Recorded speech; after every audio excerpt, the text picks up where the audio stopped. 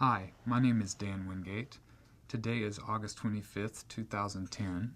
I'm conducting an interview with Janet Ashikaga for the Archive of American Television in Van Nuys, California. We'd like to take about 10 minutes to get some information about your early years and influences. So what was your name at birth? Janet Zalesnik. And when were you born? I was born in Queens, New York on May 16th, 1947. Did you grow up there?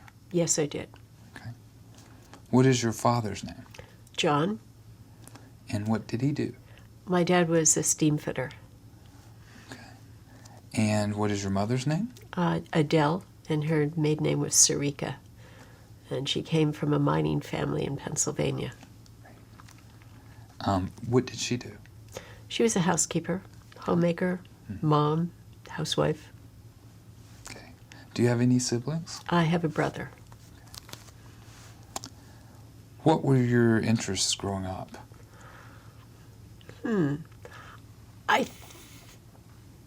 It's really hard to say what your influences were because you're so young and you sometimes forget all of those little things. And I think as a typical kid growing up in a very German and Italian neighborhood, and there were a lot of Greeks in the neighborhood too, I think that we all went to Catholic school, and so we were all the good little Catholic school kids and stuff. And you wanted to be a nun, and all the little boys wanted to be altar boys and all of that. So I think it was just very much the same typical kind of track that a lot of young kids were on. I don't think there was anything that I would say was extraordinary or amazingly different. The thing that I probably liked the most was math when I was in school. So I actually thought about going into mathematics and majored in that for a while when I was in college. Okay. Did you watch television? I think probably the biggest reason why I'm here today is because of television. And like a lot of people in my neighborhood, we were just very poor. And I don't think that was anything extraordinary at that time, back in the 50s. And we had a television long before most people did. And both of my parents were alcoholics. And so the one thing that I had that I watched television was we had Donna Reed and Make Room for Daddy and Father Knows Best and all those great TV shows from the past. But what they did was they really showed you that families could be really healthy and happy together and be normal. And I think that there was just a great influence that I had that's what I wanted to aspire to just be that happy, nice, kind of healthy family. And so that had a huge influence on me. And I sometimes regret how that world has really changed. And young kids today don't have that kind of television, that they could really see it as a place to get away from something that's very maybe negative in their real life. What, besides the ones that you mentioned, were there any that had a specific impact on you? I would have to say a lot of the comedies also.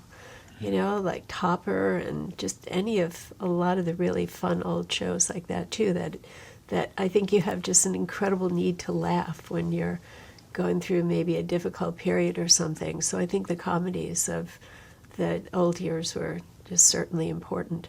Okay. And then of course Gunsmoke and, Rawhide and all the great ones. So. Mm-hmm. Did you have any idea you wanted to work in television? Not at all. I don't think I really realized I wanted to work in television until I came out to Hollywood in the 70s. Okay. Where did you attend high school? I went to Holy Cross Academy, which was the Catholic high school for girls in New York. And when I was going there, it was a school I really, really, really wanted to go to because I thought it was just a terrific school. And that was where I got my first job because my parents weren't able to pay the tuition or anything. So I got a job working in a library in our neighborhood, and that's where everything started. Okay. Where did you go to college? Fordham University. And as I mentioned, I started out as a math major and ended up as a philosophy major.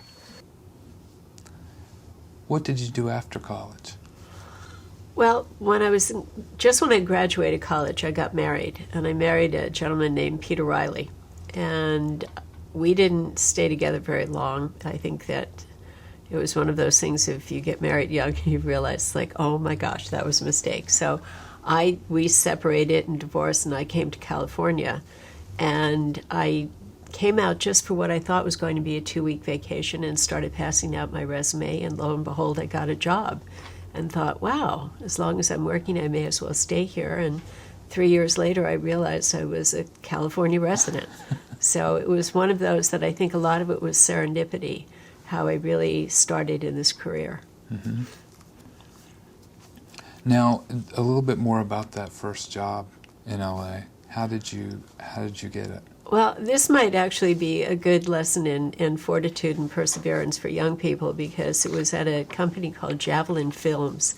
And there was a gentleman, I think his name was Todd, and I can't remember his last name, was the person that owned the company. And I remember he said to me, well, I don't have anything now, but call me next Tuesday. And I did. And then he would say, call me on Wednesday. And I did. And everything he said to do, I did. And ultimately, he hired me, and I asked him why. And he said, I didn't know what else to do. He said, because you were just so perseverant, I kind of felt sorry for you. And I thought, yes, that was at least a good start. But the person I assisted at that time was Randy Morgan. And I think everybody knows Randy from just being a great television editor. So I think I started off on a really good foot. Yeah, he did China Beach and ER. Yeah. He did ER for a good number of years. And okay. Yeah. What types of things were you working on with him? Oh, it was a lot of just little industrial films and, commercials and all that sort of thing that all of us, usually start out doing. Mm-hmm. What kind of mentor was he, and is there anything specific that you learned from him that you can remember? Not right off the top of my head, to tell you the truth. Okay. But, okay. And what was the state of editing for television at that time? Oh, well, everybody was still using splicers and, all of that, and it was still very much film. And so there were all the basics of knowing how to use film and cut, and I think a lot of us even wound up cutting negative and doing all of that sort of thing. So. And what attracted you to the editing part of it? I think it's my personality. I tend to be very much a loner, and I enjoy working in a room by myself and being very self-motivated, and I like the detail work of editing. I like the creative part of it, but I also like the technical part of it. So I think it's just really a good marriage for my personality. Okay. What were the editing systems like? Was it sophisticated, or was it very manual? No, it was just the upright moviola. And I think that we all came from that whole world, and I still have the scars on my hands of things getting stuck in a take-up claw or something like that. So, we all have scars, and I have my splicer scars and all. So I think that we all came through the war pretty well. So briefly tell us what some of your other early jobs were in the business. Well, I think one of my favorite early jobs was I always wanted to work at David Walper, because they had done a movie called Visions of 8. And I remember that was where they took 8 different directors who took one aspect of the Olympic Games, and they just did it from their own perspective. And I thought it was so extraordinary, not only from the directing point of view, but mostly from the editing point of view, that I thought, I really want to work there. So I went for an interview with a gentleman named Phil Wiley. And my name at that time was Riley. And Phil didn't have anything. He said, I'll call you if anything comes up. And I thought, oh, yeah, sure, I've heard that story before. And 3 months later, I get a call. He hires me, and I was working as just an assistant in the editing room, just doing the lowly of low jobs and stuff. And one day, Phil asked me to go into his desk and get some phone number or something. And I noticed a stack of resumes that was about that thick. And everybody had 10 times more experience than I did. And I asked him later, I said, well, why did you hire me? He said, Riley, Wiley, it rhymed. I thought it was cute.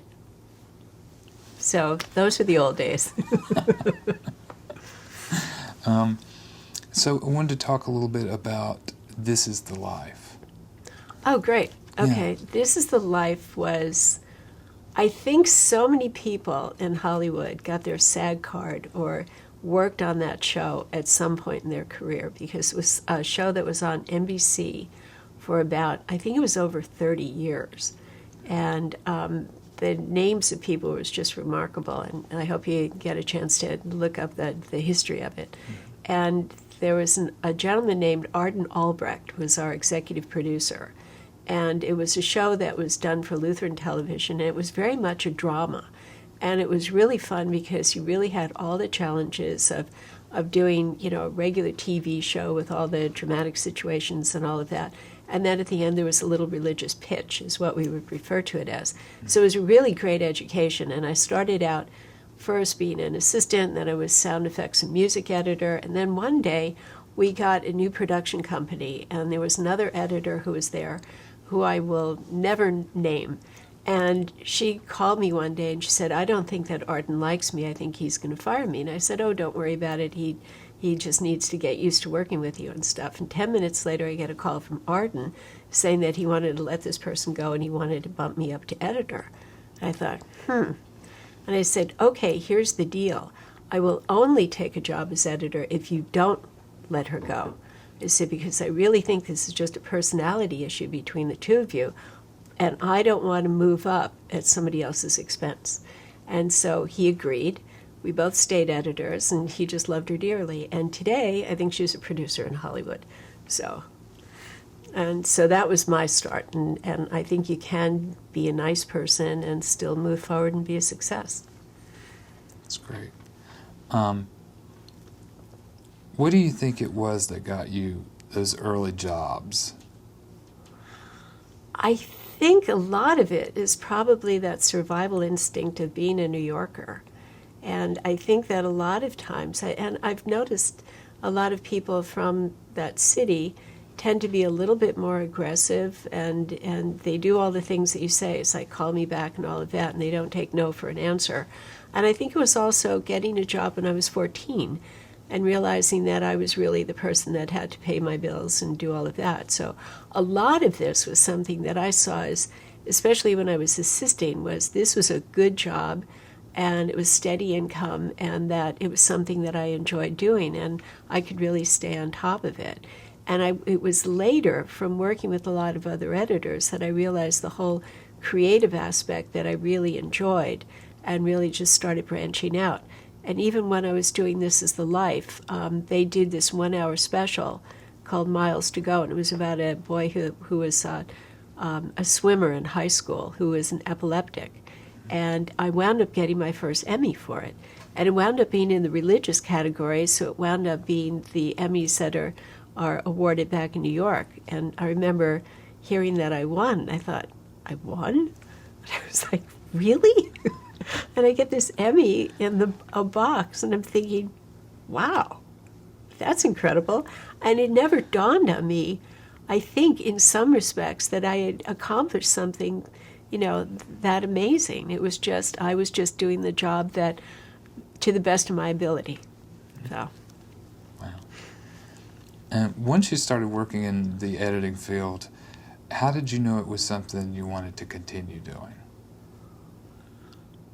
I think I always just enjoyed it. I really liked that aspect of me being kind of in control of my day and my hours and my own rhythms and all of that. And I was saying to your DP just a little while ago that there's something about the waiting aspect of being in production that I just never really cared for. When I was back in New York, I was actually a script supervisor and hated it. I was doing commercials back there, and it was just the whole waiting aspect and always depending on other people that I didn't care for. But the editing room was a room that you set the tone, and you could just have your own little world. And I just really just thoroughly enjoyed it. Okay. Was all of your training and experience on the job? Or Absolutely. Okay. Absolutely. And I think that's probably a night and day difference between the way that a lot of us from my generation got into the business, where you could literally just bumble into it and meet a few people and everybody would take you under their wing or that sort of thing. And I think nowadays, you're getting kids spending tens of thousands of dollars in film school and getting out and not knowing which way to turn. And it's just a very, very different world. Now, we'll talk a little bit about being a woman at that time and starting out. What was the environment like for women in the editing field? It could be difficult. There was one show that I worked on over at Universal, and there was one person who was in charge of post-production at Universal who was notorious and had a nickname of the Snake. And we all just avoided him, and it was just very much a night and day difference between how the men were treated and how the women were treated. There were other shows that you just knew that at that time you had to be, I think you had to be tougher than the guys, because you would always be called on something of like, oh, you can't put up with that because you're just a girl. And it actually did happen, where there were just some really awful stories that would come up. But, a lot of women just gritted their teeth and just moved on, just said, it's okay. It's like the Jesuits in college said, don't worry about it, they'll eventually die. And I remember one particular producer did die, and I called up another woman editor, a friend of mine, and I told her what happened. She said, great, let's go out and celebrate and have a drink. Now, did you notice a period when women did start getting more jobs in editing? Oh, yeah, it was really specific that a lot of men were just still in the world of film and really thought that film was just going to be there forever, and all they needed was a cam and an upright moviola and their lives were set. And a lot of women started seeing the opportunity that they could learn montage, Ediflex, and a number of other systems like that.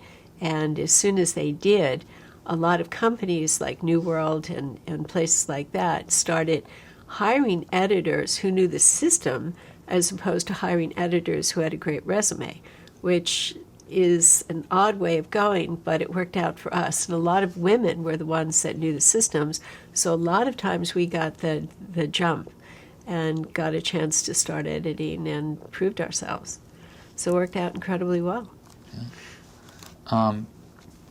Now, how do you think that impacted your career and the type of shows that you were able to do?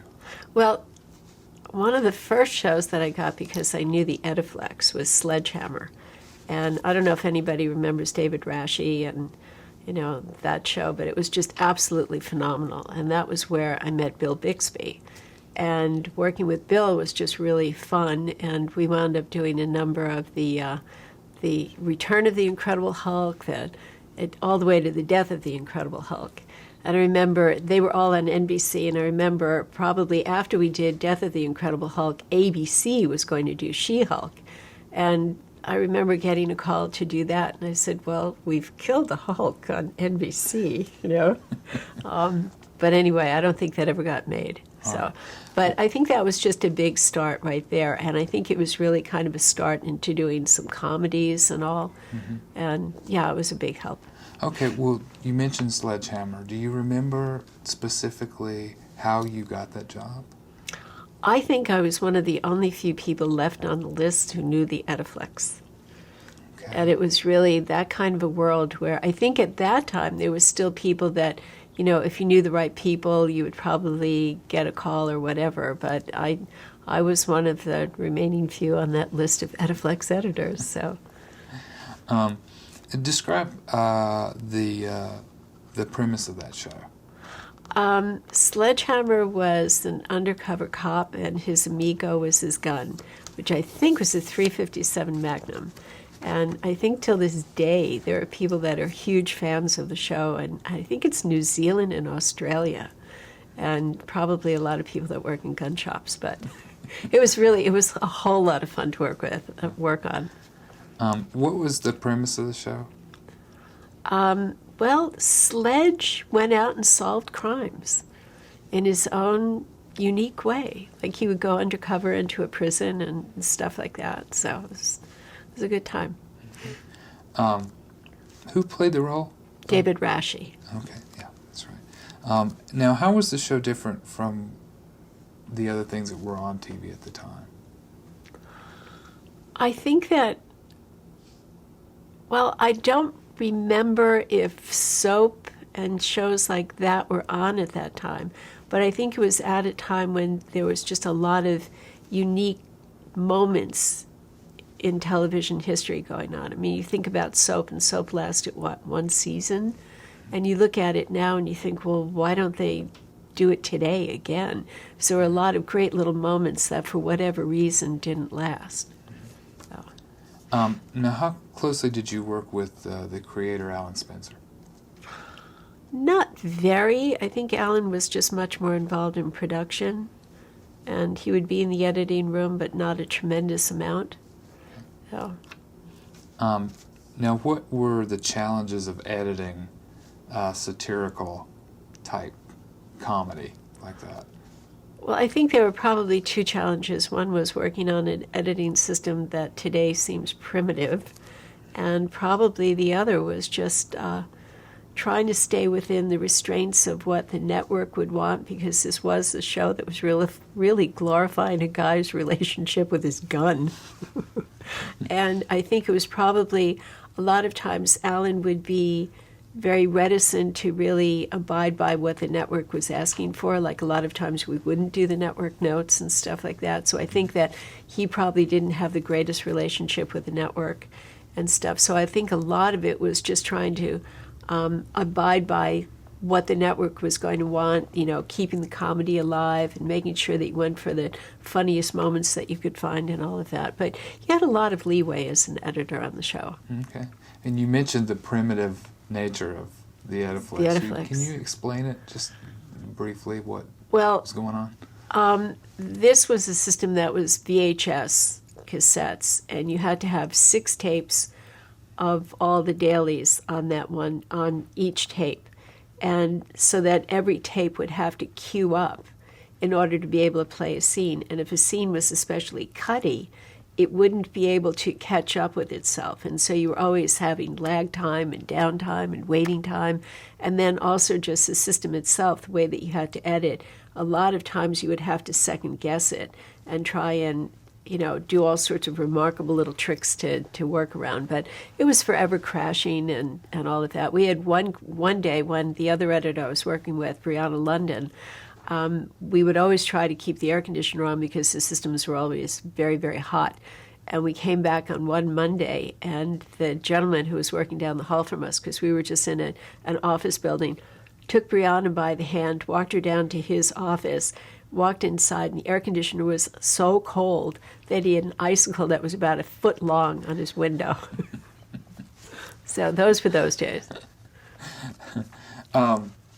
So do you have any other comments about the style of that particular show that was different? Nothing that really jumps out at me right this second. Okay. Now, how did you approach editing the action sequences? I think one of the things that happens a lot of times is you go into an interview and people look on your resume and they say, oh, you've only done sitcoms, so you can't possibly do drama, you can't possibly do action. And that's not true. I think storytelling is storytelling. And I think one of the things that I've always thought about was that just like in any of the particular art forms that we have, there's a particular style that works for what you're trying to do.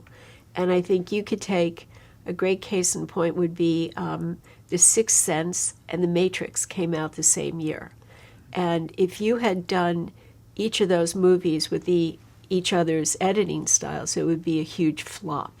And you look at it and you say, what is it that is the best way to express what the writers and the directors are trying to do for this project? You know, and you'll be able to figure it out. I think there's an appropriate style. And you look at 24 as a great case in point. The split screens on that were exactly right for that show. Wouldn't have worked in ER, wouldn't have worked in The West Wing. And so I think as an editor, one of your jobs is to say, yes, I'm an editor, but what's an appropriate way of expressing this story? And so you approach it, is it an action sequence? Well, that necessitates a certain style. And so you have to just approach the story with not what your preconceptions are, but what's best for that story. Were there any episodes that stood out? of Remind of the of Sledge. sledgehammer? Well, there was one where he comes home and he's doing the at-home video target practice, and he puts a VHS cassette tape into his player and turns on his TV, takes out his gun, and shoots the screen apart. So, and there was another one where he was an undercover cop in prison, and I remember him just going through a whole lot of fun, just trying to act like he was a prisoner, which just didn't go over particularly well. So, Okay. Why do you think the show developed a cult following? I think probably because it was just right on the edge, and it was taking something and glorifying it when that wasn't something you were supposed to do. Here was a guy that was kind of a buffoon in his own way, and he had a relationship where his closest contact was really with his gun and his ability to be that cop. It's kind of like Reno 911 today. There's just an edginess to it that I think that was fun at that time. So, and you'd also mentioned that you met Bill Bixby Right. on this show, Yeah. and then you went on to do the TV movies with him. Yeah. How did you first meet him? He was just going to be the next director in rotation, and I remember him saying to our other editor, Brianna, "Can she cut comedy?" And it was one of those of like, I guess I have to prove myself, don't I? And so we just really hit it off and had a great relationship from that time on. And Bill was one of those absolutely sweet people. And we just would have so much fun working with him all the time. There was one time when we were doing one of the Return of the Hulks or some Hulk movie or other, and he was in the editing room, and we would just have fun. He picked up the phone one time, and we would just arbitrarily dial numbers, and he would leave messages.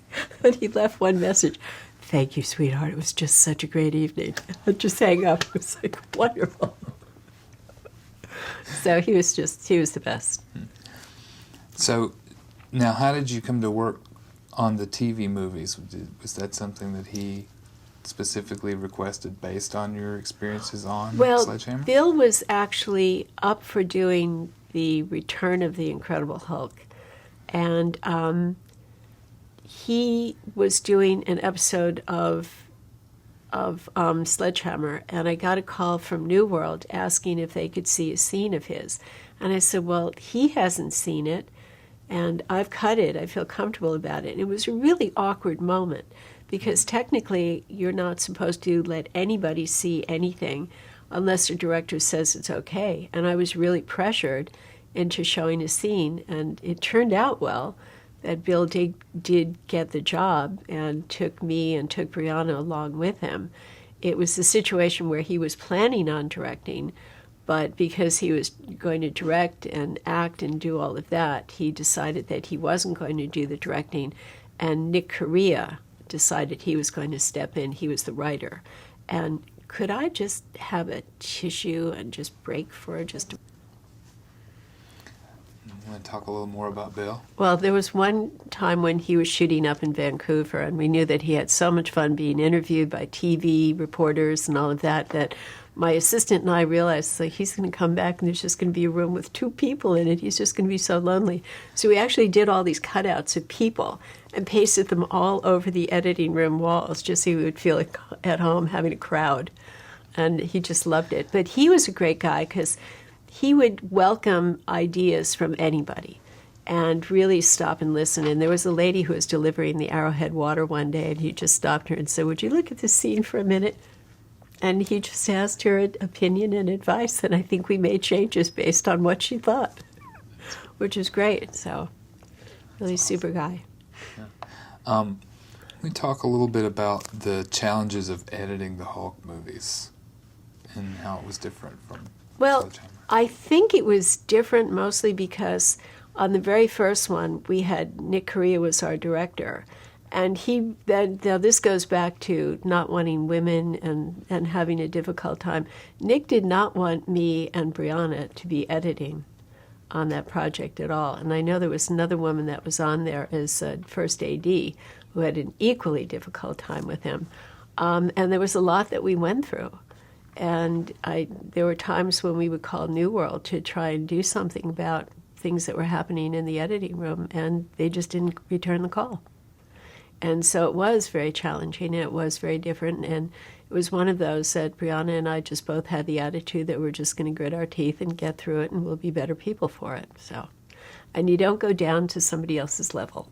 So, in terms of the editing style of the Hulk movies, was that different in terms of... Well, I think that you really had to stay true to a style that was established with the TV show.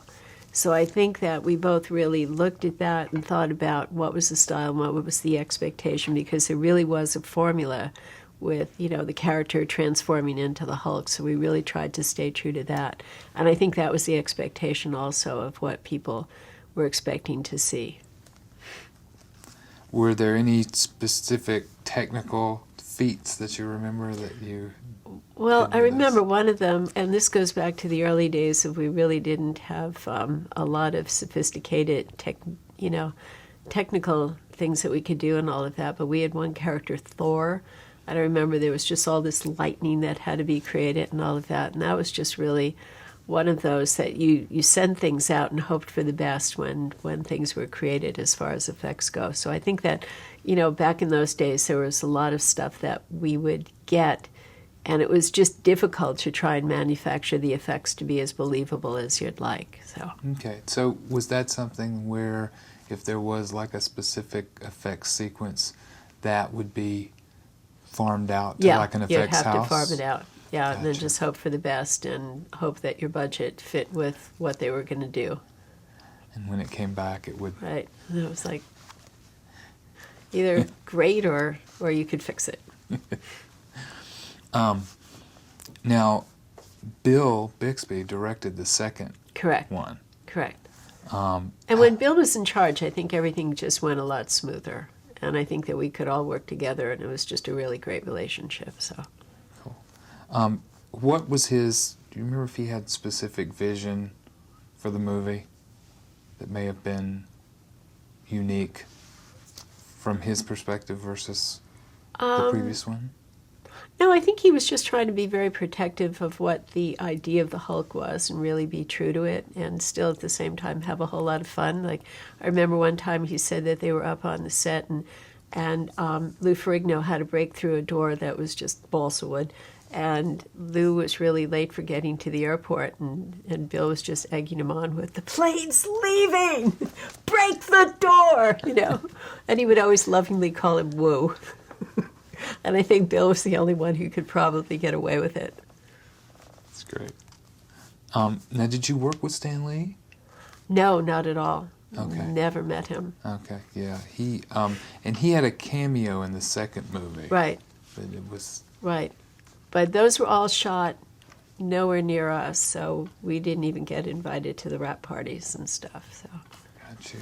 Now, you had mentioned that you edited in a building. Was that true of the Hulk movies too, in like an office? Or? Where we were over on, I guess it was called Lantana. It was over on Olympic and Bundy. That's where we were. And I remember my assistant and I used to take our lunch breaks and go across the street to the animal shelter and just go over there and visit, and we would just see these little monkeys. I mean, that's a whole other side of the little animal adventures, but yeah, we spent time over there. Okay. Do you think you made a specific contribution to the Hulk movies with your editing? I think that the contribution was really staying true to what was trying to be done and not to make them ludicrous. I think that there's a camp element in it, and there's a point where it's a really fine line and trying to stay true to the intention but not crossing that line. And I think that that's one of those things that you have to be careful of. I know that I was also really very protective of all the characters, because with the very first one, Lou Ferrigno hadn't been seen for a while. And I remember that I would tell everybody when things were being transferred at the lab to really have just a minimal number of people, because I didn't want anybody, getting photos out of, how he looked or whatever, or any kind of commentary. I wanted to be very protective, and I think I got known as the bitch. But that's okay. I was really trying to be protective of our show, and I think that that's something that I've always tried to do, is just be protective of whatever project that I'm on. That's great. Now, were there plans to continue after the third movie? No, we decided that he'd die. Okay. That was always in the works. Okay. Now, that's also around the time that Bill became ill. Yeah. Now, did you speak with him during that time? Yeah, actually, we had dinner, and I knew him from when he got married, and the woman that he married was somebody that he met when he was in Vancouver, so I knew him through that whole process. He had done 2 other movies of the week, though, I think, in there, and there was one that he did with Willie Nelson, and I don't remember the name of that right this second, but there were 2 other things that he did there too, aside from just the Hulk movies. Yeah. But he was an extraordinary guy. And I think that everybody really saw his life as being very tragic and just taken away way too young. Mm-hmm. Do you think of him as having a legacy? What his legacy was beyond just the Hulk? I think there was a warmth and a graciousness and an honesty about Bill that you could really see him as the character that was in Eddie's father, that there was just this gentleman who was just nice. And he didn't have any air about him of being an actor or well-known or, hi, I'm Bill Bixby. He wasn't that guy. He was just somebody that would always go out of his way to make you feel comfortable. And that he never wanted to be that focal point. He enjoyed it. But really, he was just a very gracious, lovely human being. And I think that's a huge legacy in this industry, to be called nice. It's lovely. So now we're going to move on to Seinfeld. Okay. How did that interview come about? Well, one of the things that led up to that, because you were asking about technology, and I think by this point you could ask every editor how many systems have they learned, and there's the film, there's the chem, the montage, the Ediflex, the CMX 6000 Touch Vision, and any of a whole host of systems. And then there was the Spectra system, which was laser discs, and it was probably one of the really cumbersome systems to learn, but at that time, all sitcoms were being done on the system, and it was kind of like this. They were just all being done, and there was no bones about it. And so I learned the system, and so I had that knowledge on my resume, but I had never done a sitcom. And the year before that, I had gone in for an interview for a sitcom, and I remember one of the producers looking at me and saying, well, what on your resume is a sitcom? And I said, nothing. And I looked around the room at the silent reaction shots of everybody, and I said, is that a problem? I knew immediately it was. And so I got into the pool of interviews to go for Seinfeld, and I thought, there's just no way I'm going to ever get this job because of my past experience. And so I walked in and met Larry David, and I thought, wow, this is really going to be the most fun ever. And so we just really hit it off in talking about, clothes and just all sorts of other stuff on the show. And I remember Larry saying to me, what was your favorite episode? And I said, well, Chinese restaurant. And he said, well, that was the episode that the network hated the most. And I said, wow, what do they know? And a little while later, he says, well, that was his favorite episode. And I thought, well, that's great. We just had this wonderful, wonderful time.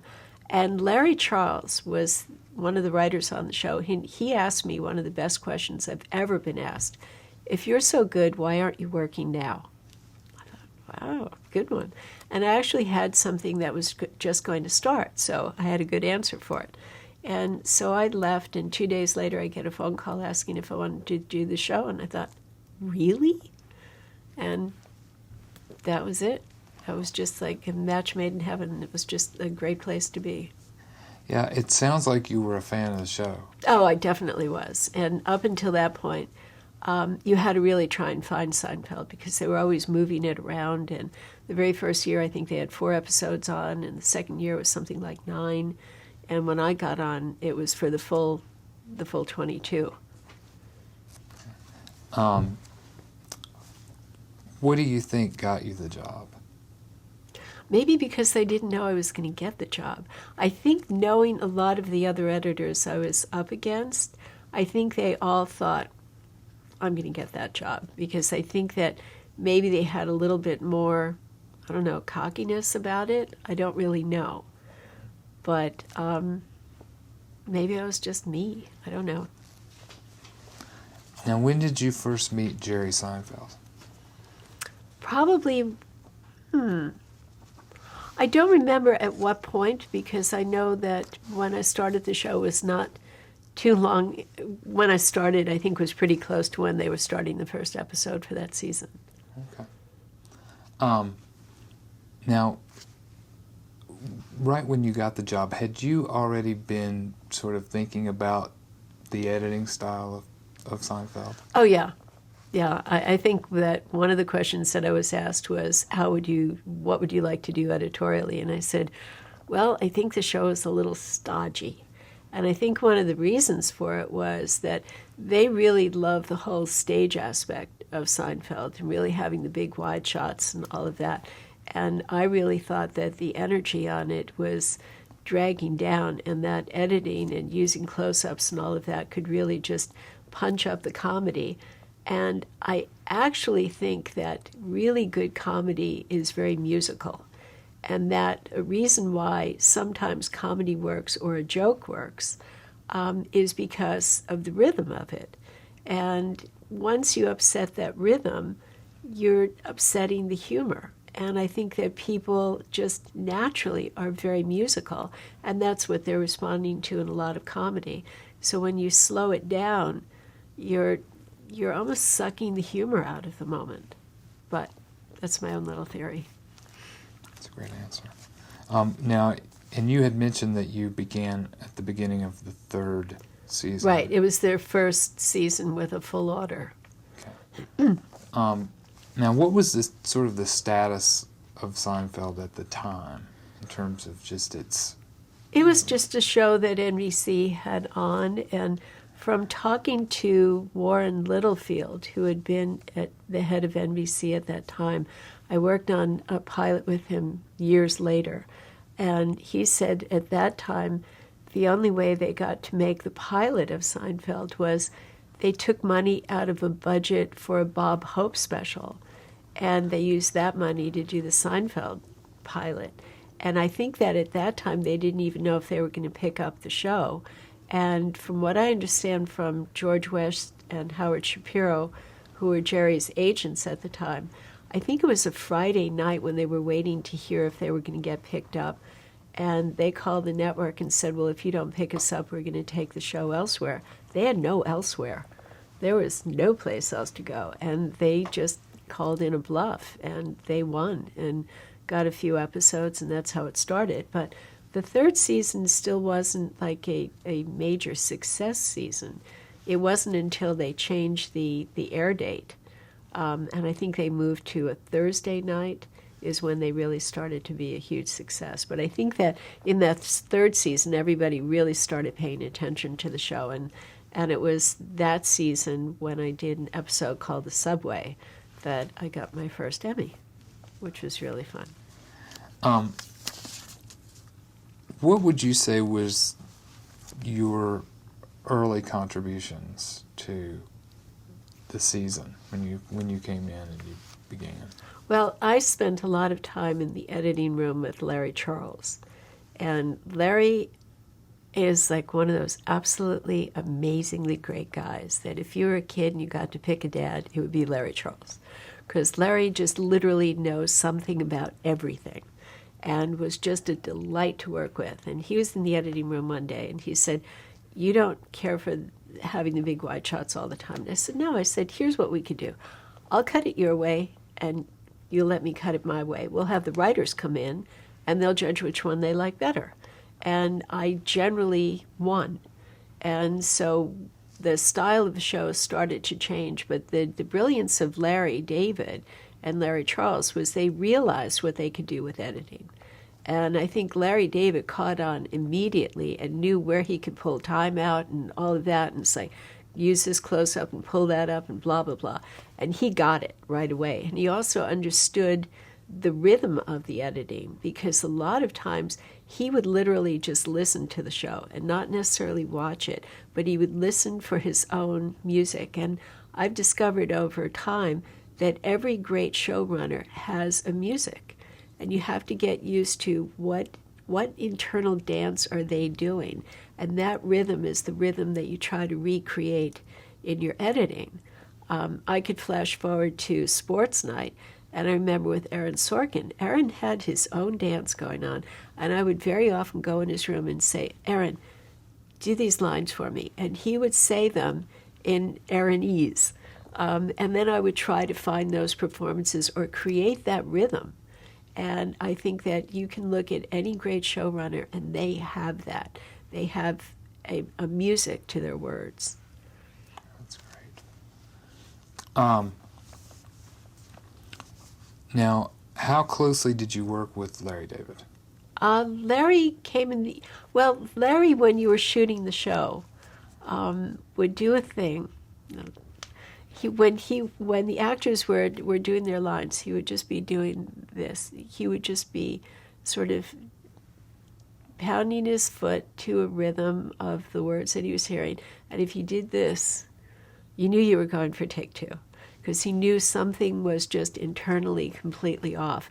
But he would have favorite takes and line readings and all of that, and he would always mark them in the script. And I think, like any good editor, you watch what they liked, and you try to get a sense of what is it that you're trying to say, but maybe that take doesn't really do it, but I know what you're trying to go for. And it wasn't until years later that I told Larry, I said, well, I didn't always use the takes that you circled. And he said, why not? And I said, because what I did was I tried to figure out what it was that you wanted and create that. And he said, well, how did you know what I wanted? And I said, that's the mystery, isn't it?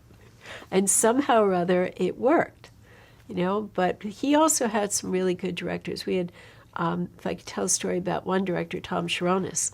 Tom did an episode called The Parking Garage. And I think The Parking Garage, I don't know why he didn't get an Emmy for it, because he certainly deserved it. It was shot on a set that was one of the tiny sets over at CBS Radford. And what he did was he put a ramp on the end of the set, put big mirrors across the whole thing, so it looked like the parking garage had a lot more depth. Then he told everybody, he said, don't question me. He said, when I tell you to move cars a certain way and move cameras a certain way, just do it. Because he knew exactly how to move everything, so you never thought you were in the same place twice. And you never thought that you saw the same car twice. And so it was just this brilliant amount of directing that he did. But from Larry David's point of view, what was really fun was he went around asking everybody to tell him an obnoxious parking story.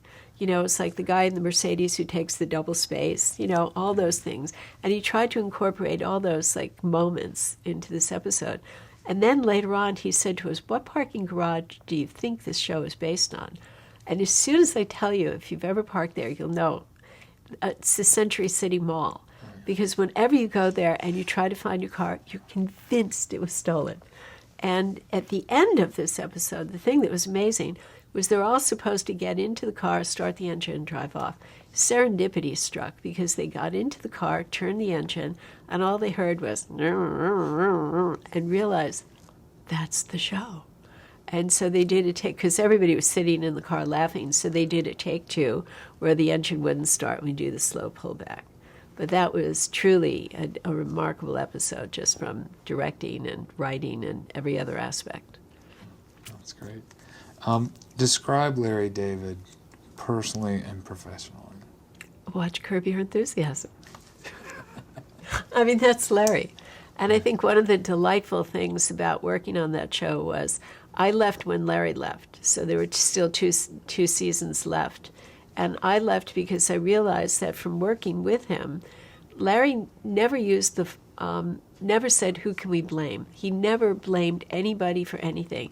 He just was the kind of guy that he would address a problem and fix it. He also never used the word joke. He would not tell jokes on that show. He would tell funny stories. He would just tell stories that evolved into great comedy. But joke was not something that he referred to. And I think there was an honesty about Larry, because I said to him one time, is there anything that you wouldn't write about? And he said, well, like what? And I said, oh, I don't know, like pedophilia. And he said, well, I wouldn't write about it, but if it came up in the writing, I wouldn't run away from it. And I thought, that's a sign of somebody who's just truly honest and unafraid as a writer. And I just had tremendous respect for him. So by the time he was going to leave the show, I thought, if I stay, it's just because it's an easy job to do. But if I leave, it's kind of like jumping off the edge of a cliff and not knowing where you're going to land, and that'll be an adventure. So I did. But Larry was truly the first genius that I've worked with. Well, you had mentioned earlier being tuned into his music, Yeah. as it were, in his style. Do Yeah. you see that with Curb Your Enthusiasm when you Oh, watch it? yeah. You could definitely see that coming out completely, and you could just see it in the rhythm of the editing and all of that. It's just purely Larry David. And I think that you really saw Larry's magic with doing that show when we were doing that one season of the show within a show. And I remember saying to Larry, if this is a success, everybody's going to take credit for it. And if it's a failure, you're going down by yourself. And you knew that he needed to do that, but when he did it, you realized in lesser hands, Seinfeld would have been a disaster. It's really, truly Larry's genius that made that show a huge success. So. That's great. Now, describe Jerry Seinfeld personally and professionally. Well, Jerry would come in more towards the end of the editing process and really just look at the shows and make sure that everything was what he had imagined, and sometimes have a dialogue with Larry as to whether or not he missed certain, moments or whatever, and just sort of do almost like a double check and just sort of be that extra voice. But he wasn't as involved in the editing. I think it was much more Larry. And I think that Larry also did something that was really interesting. It's something that I share with young editors, is Larry would watch the show from the same distance as his television at home was. So he would watch the cut as if it was on the air, and you could immediately notice mistakes. And it's interesting because that was one of the things that I started doing when I first started editing. When you can make a VHS cassette or something, I would take it home and watch it on TV. Suddenly you were just an audience, and the mistakes were just right there. You couldn't get away from them. But if you're in the editing room, somehow or other, you always have that disclaimer of like, oh, I didn't have the coverage or whatever. But it's like, no, fix it. And I think that that's a great little tip for young editors, is get out of the editing room or sit in another chair, do something different, but look at it from a completely different perspective, and you'll see the problems. That's great. So when and why did Larry David begin doing the voice of Yankees owner George Steinbrenner? That's a Larry question. I'm not really sure. Yeah. I'm not really sure. Did he ever record the voice with you in the editing room? Yeah, but it was only temp voiceover. Mm-hmm. But he would do it a lot of times just on the set. Okay. So. Yeah. Now, we talked about the where the editing was done.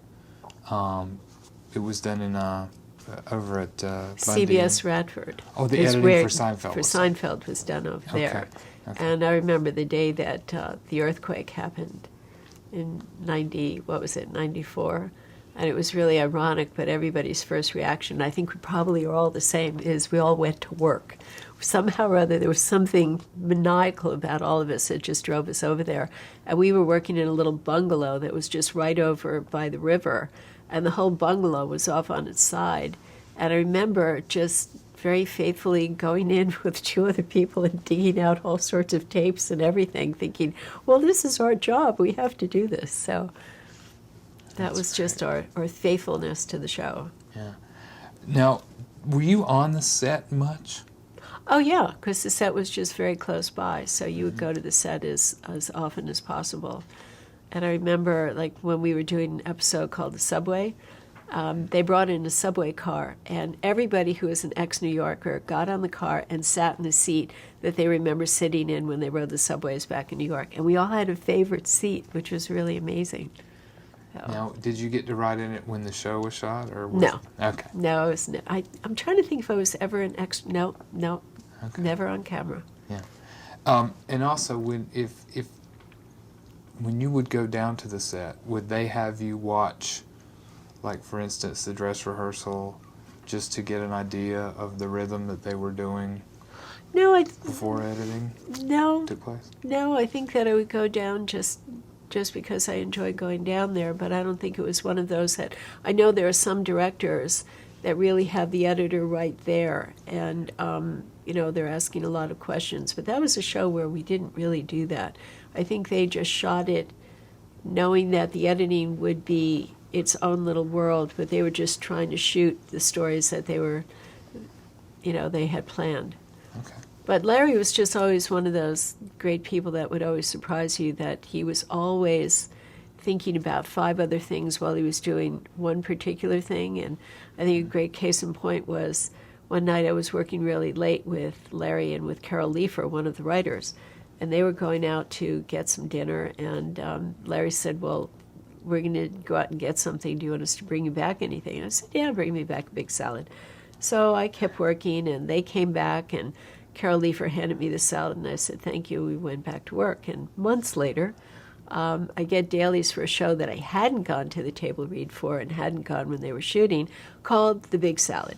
And it was about George running into Elaine out on the street asking if she wanted anything from Monk's, and she said, yeah, big salad, and all of that. And they come back to Jerry's house, and George's girlfriend hands her the salad, and she says, thank you. And then later on in the cab scene, George is in a really bad mood, and Elaine's trying to figure out why, and it was because he bought the salad, and she never thanked him. So I got up from my chair, walked into Larry's room, and said, thank you for the salad, Larry. And it was one of those where you realize it's like Larry was always thinking story. And it was just amazing just to watch him. That's great. Can we break for a second?